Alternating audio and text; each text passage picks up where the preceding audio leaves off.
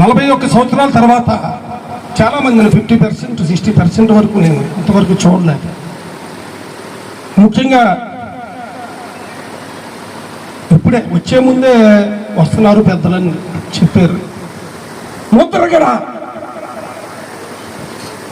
4 అక్షరాలు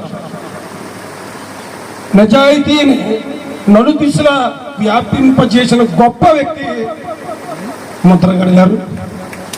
పట్టుదల పోరాటంలో ఆనాడు మరాఠా యోధుడు ఛత్రపతి శివాజీ అడుగు జాడలో ఆదర్శంలో మార్గదర్శనంలో నడుస్తున్న గొప్ప వ్యక్తి. ప్రముఖ రాజకీయ నాయకులు, సంఘ సేవకులు, ముఖ్యంగా పూర్వపు కొక్కొండ రామశేషగిరిరావు పంతులు గారి ఈ స్కూల్ ప్రాంగణంలో నిత్య విద్యార్థి. మన పప్పురెడ్డి గారి అబ్బాయి చాలా మంది గుర్తు చేసుకోవాలి. ఊర్లో పప్పురెడ్డి గారంటే మన చిన్నతనంలో వారింటి గేటు దగ్గరికి వెళ్ళి ఇక్కడ కూర్చున్న చాలా మంది జీడిపప్పు ఉప్మా తిన్నాం మనందరం. గుర్తు చేసుకోండి. పప్పురెడ్డి గారు అంటే ప్రొపరైటర్, పద్మనాభాది థియేటర్ ప్రొపరైటర్ని. ఆ రోజుల్లో చదువు సంస్కృతి లేని రోజుల్లో ఆ ప్రొపరైటర్ పేరల్లా పప్పురెడ్డి గారు అని మారిపోయింది. వారే కీర్తి చేసిన ముద్రగడ వీర రాఘవరావు గారు మనకి ప్రతిపాడు నియోజకవర్గం ఎక్స్ ఎమ్మెల్యే గారు చేశారు, వాళ్ళ నాన్నగారు మున్సిపల్ గారు చేశారు.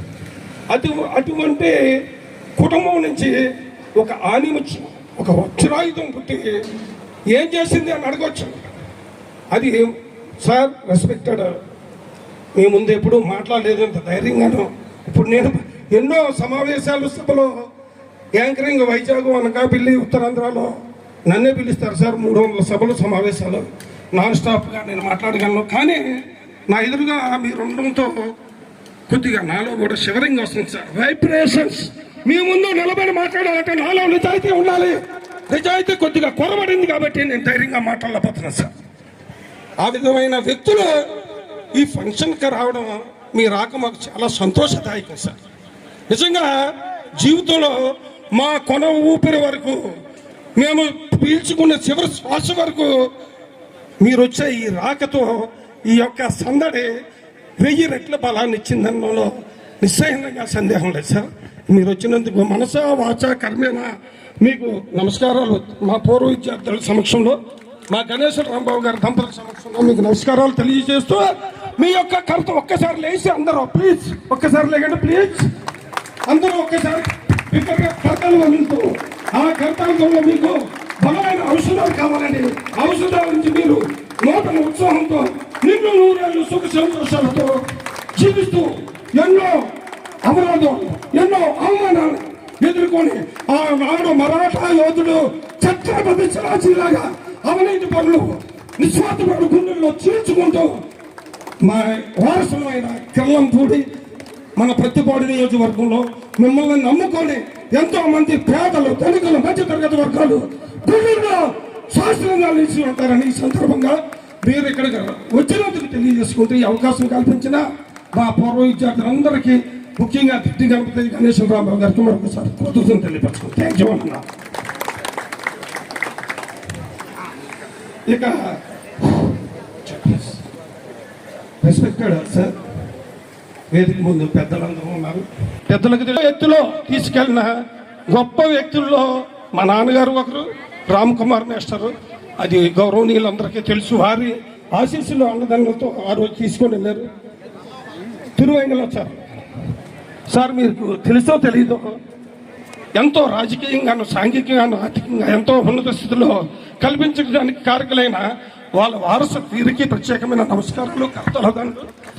మరి సార్ మీ రెస్పెక్టెడ్ సార్, తమరు కూడా ఈ స్కూల్లో చదివారు, మీకు కొన్ని జ్ఞాపకాలు ఉంటాయి, అదేవిధంగా నా జ్ఞాపకాలు ఉన్నాయి. నేను ఆ జ్ఞాపకాలని మరి మీరంటే నాకు ఎంతో కమిషన్ సార్. ఎందుకంటే దేవుడు దర్శనాన్ని వాళ్ళు వీళ్ళు చెప్తే వినాలి, లేదా దూరం నుంచి ప్రత్యక్ష దైవాన్ని చూడాలి. కానీ మీ దగ్గరికి వస్తే దగ్గర కూర్చోబెడతాడు సార్లు ఉన్న గుణం, వెన్ను భుజం మీద కొడతాడు. మనం కొద్దిగా తింటే అయినా బన్నెడు సామాను ఐటమ్ తీసుకొచ్చి తినమంటే మా వల్ల కాదు సార్. ఆ వయసు దాటిపోయింది, మాకు 55లోకి వచ్చాం సార్. కానీ మీరు పెట్టిన ఆ జీడిపప్పు ఉప్మా ఇంకా మా శరీరంలో అణువు మా రక్తంలో ప్రవహిస్తూ ఉంది సార్ అంతవరకు నన్ను మీరు ఆ విధంగానే చూడాలని కోరుకుంటున్నాను సార్. థ్యాంక్ యూ అన్న. ఇక్కడ విచిత్రం ఏంటంటే లాస్ట్ బెంచీలో ఎవరైతే కూర్చున్నారో మా అప్పుడు రామారావు, ఇప్పుడు రాంబాబు, ఈయన ప్రముఖ అదేవిధంగా ఆకులు ఏడుకొండల గారు. ఒకసారి ప్లీజ్ సార్ ఫ్రంట్ బెంచీలో ఉన్న వాళ్ళమంతా కొద్దిగా చిన్న చిన్న ఉద్యోగాలు చేసుకుంటూ ఉన్నాం సార్. నేనైతే మధ్య బెంచీలో ఉన్నాను కాబట్టి యావరేజ్గా నా జీవితం అలా వెళ్ళిపోతుంది సార్. కాబట్టి మీతో పాటు ఇక్కడికి ఇచ్చేసిన మన గ్రామ పెద్దలు మనల్ని మనం గౌరవించుకోవడం కాదు, మన ఊరి వాళ్ళనే, మన గ్రామస్తుల్ని, మన చుట్టుపక్కల ఉన్న గ్రామస్తులనే ఉన్నారండి. నాకు ఉద్యోగం వేయించలేదని ఒకడు, నాకు రికమెండేషన్ చేయలేదని ఒకడు. అలా చేయరు. స్వాస్థ్యంగా గుండెల్లో 10 కాలాల పాటు నిలబడాలంటే నిస్వార్థంగా నిజాయితీగా పనిచేసే నాయకులే ఎంతో మంది దేశ చరిత్రలో చూసాం, రాష్ట్ర చరిత్రలో చూసాము, మన కళ్ళ ముందు మనం చూస్తాం. వీరికి అధికారంతో పని లేదు, సంపదతో పని లేదు, వారసత్వంతో పని లేదు. మీ దారిలో మీరు నడవండి సార్. నాలాంటి అమ్మాయిలు మీకు చాలా మంది ఉన్నారు, లక్షలాది మంది. ఎన్నో అవరోధాలు ఎదురుతూ ఉంటాయి సార్ ముళ్ళకంచి దారిలో. ఏదో రోజున NH ప్రతిపాటు నుంచి కలకత్తా టు చెన్నై వెళ్ళే హైవే చాలా చిన్నగా ఉండేది మన చిన్నప్పుడు, రాజమార్గం అయింది సార్. అలాగా మీరు కూడా మళ్ళా మీరు ఉన్నత స్థానంలో ఉండి మిగిలిన మీరు ఏదైతే మ్యాక్సిమం అంతా చేస్తారు, ఎంత చేయాలో అంత చేస్తారు. ఏదైనా 1-2 ఆ పర్సెంటేజ్ మిగిలిపోతే రాబోయే రోజుల్లో 100% మనందరికీ గౌరవనీయులు పెద్దలు చేస్తారని ఆశిస్తూ ఈ అవకాశం వచ్చింది కాబట్టి మీకు మరొకసారి నమస్కారాలు తెలియపరుచుకుంటూ సెలవు